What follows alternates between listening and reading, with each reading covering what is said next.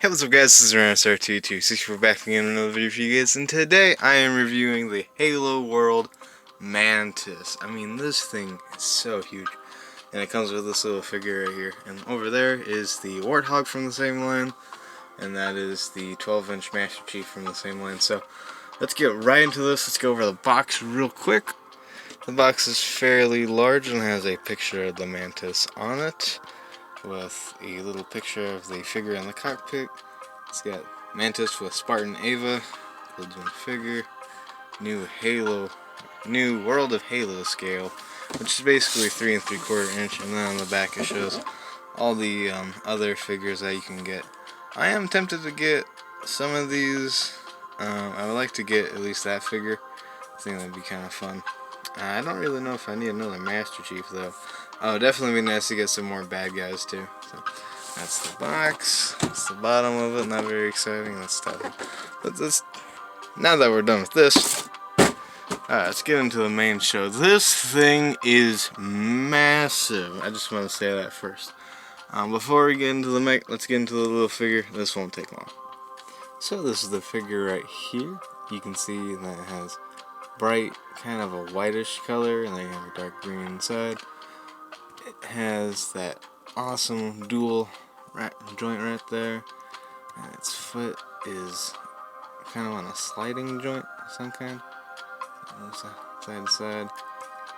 And you have the arms, 360 movement, rotation of the hand, and this helmet is not on a ball joint, which I'm actually kind of sad about, because the Master Chief figure is on a ball joint.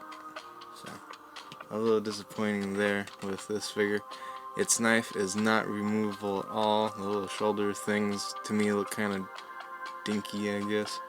But you can put the shotgun in the back of the figure, just like that. And to me, the shotgun looks pretty amazing. Unfortunately, it's made out of a very soft plastic, so it gets warped really easily. You can definitely tell at the very tip that it's warped. But just a little bit of hot water should be able to fix that if I really want to get super picky. And the shotgun, to me, looks really awesome. So now that I reviewed both the figure and the gun that the figure comes with, time to move on to this bad boy. And man, this thing is just redonkulously huge. So this is the Mantis compared to my Halo Infinite Master Chief helmet, some Halo World figures, and my Sideshow R2D2. This is a comparison between my BT7274 figure and this is my Rob the Robot figure. And just look how that Mantis just stands tall. And then this is a comparison between my Buzz Lightyear and my Galaxy's Edge R2D2. And look how much taller it stands. A Lego minifigure can comfortably sit on the top of this thing. The only things I could find that I own to make this thing look small is my Rolling Thunder and my giant interactive R2D2. I mean, but that's just how big this thing is. It is just huge, and I love it. Just because of the size alone, it dwarfs pretty much any toy you throw at it. So, I gotta put all this stuff away now. So in order to talk about this behemoth, I'm actually gonna have to take it apart to just kind of go over the features in the head and then the features of the legs, just to make life easy. Alright, so apparently once you get the that piece together, it's not easy to take it apart. So I'm just gonna leave it intact. So let's go right. So start with the head. Obviously these are molded in headlights right here. Then you have this disc thing up here, and then you have some printing on the top, and then here is the cockpit area. There are two little pegs for the figure to stand there, and then over here you have the giant machine gun, and a light, and the whole body of it's kind of molded in this kind of brownish green color. And then over here you have the rocket pods.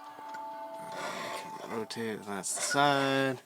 Then you have the back of it, and then in here you have the interior, which is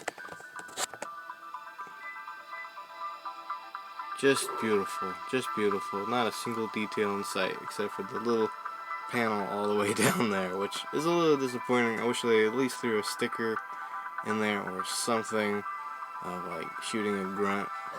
But solid design. Can't see it like really breaking apart easily, and it's a clip, so be cautious. So as you can see on a lot of this, there isn't a whole lot of paint, which is kind of nice because you don't have any paint chipping. But at the same time, it's kind of boring because there's no detail really. So moving on to the legs, let's just rotate this to the side. The legs extend like that, and then the feet are on a kind of, it's a weird thing. It rotates, but also rotates up. So it's not exactly a ball joint. I don't know exactly why they didn't. So this thing has to do with stability, and then the other side does the exact same thing. It's down, bam, and then you have this middle part, which does indeed rotate. Not this part, that's part of the leg. You have this part right here that rotates. So if you really wanted to, you can make it extra tall. But it can't really stand like that. But man, this thing can get really tall.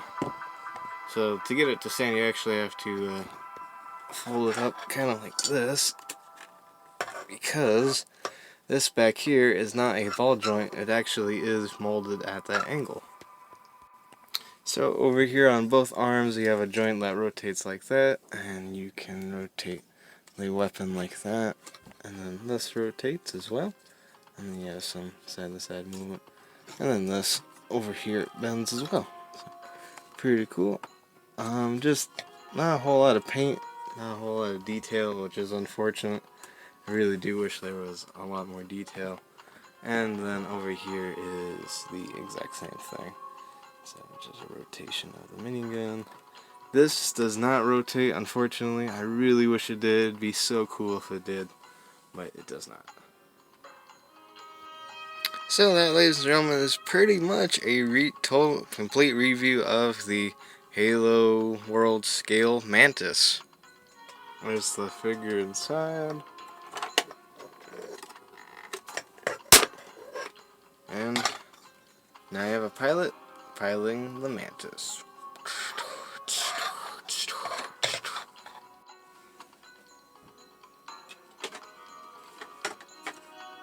So overall, the Halo World Mantis to me is an amazing figure and definitely keeps the quality from the Warthog. Between the two, when it comes to detail, I think the Warthog looks better. It looks more accurate to the game, has a better paint job, and I feel like it has more details. But this to me is just awesome, just for the sheer size of it. I mean, this thing is massive.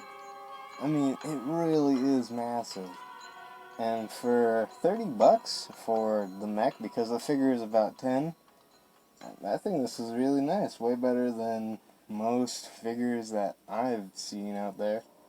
I mean, if one of those little He-Man reaction figures is 20 and this is only $10 more, I can easily see myself going for this. The total price tag of this is $40, which is a fair amount of money, but for what you're getting, and just for the sheer size of this thing, I mean, this thing is freaking massive. Like, I can barely get it in frame, it's that huge. And I mean, it is huge, and I love this thing. It's got plenty of articulation, the size, the figure it comes with. I think it is definitely worth it. So anyways, guys, this is RanusRT264 saying out loud, peace, and have a great day.